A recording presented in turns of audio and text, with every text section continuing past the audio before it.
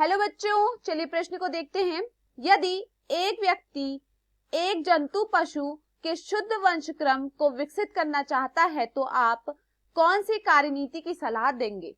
हमारे पास दिए हुए विकल्प हैं। विकल्प ए संकरण, विकल्प बी अंतः प्रजनन, विकल्प सी बहिः प्रजनन, विकल्प डी कृत्रिम वीर्य सेचन। इस प्रश्न की मुख्य अवधारणा है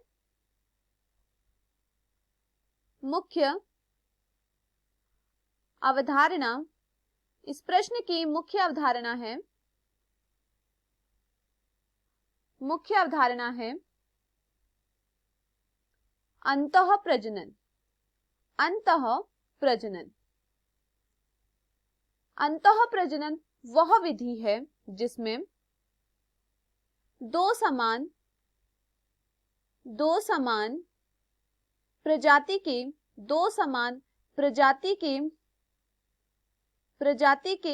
पशुओं के बीच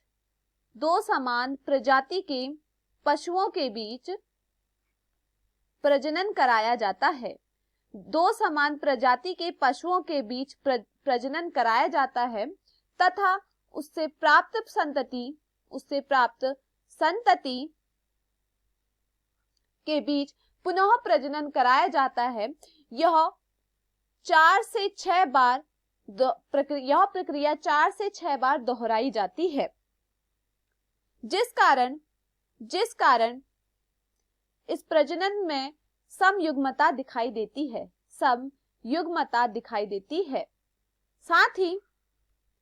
साथ ही इस विधि द्वारा शुद्ध वंशक्रम भी प्राप्त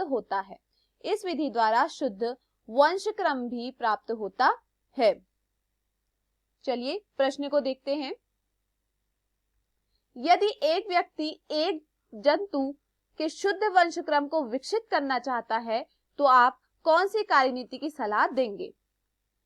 विकल्प ए संकरण। संकरण वह विधि है जब दो भिन्न लक्षणों वाले एक ही जाति के पशुओं के बीच संकरण कराया जाता है। अगर वो भिन्न होंगे तो उनके बीच में शुद्ध वंशक्रम प्राप्त नहीं होगा। भिन्न होने के कारण उनमें शुद्ध वंशक्रम प्राप्त नहीं होगा, तो संकरण यहाँ पे गलत है। 2 अंतः प्रजनन में अभी हमने देखा कि यहाँ पे क्या होता है, समान प्रजाति के पशुओं के बीच प्रजनन कराया जाता है जिससे हमें शुद्ध वंशक्रम प्राप्त, तो यह सत्य है। बहिः प्रजनन वह प्रक्रिया है, संकरण तो वह प्रक्रिया थी जिसमें भिन्न लक्षणों वाले एक ही जाति के पशुओं के बीच संकरण कराया जा रहा था। यहाँ पे जाति तो एक ही थी लेकिन उनके लक्षण अलग थे।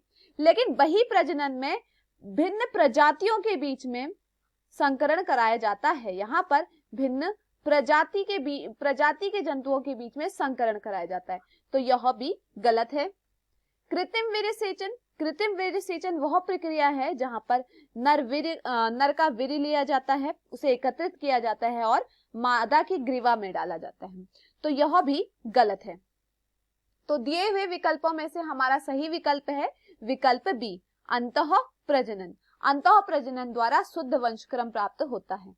मैं आशा करती हूँ आपको यह समझ में आया होगा। धन्यवाद।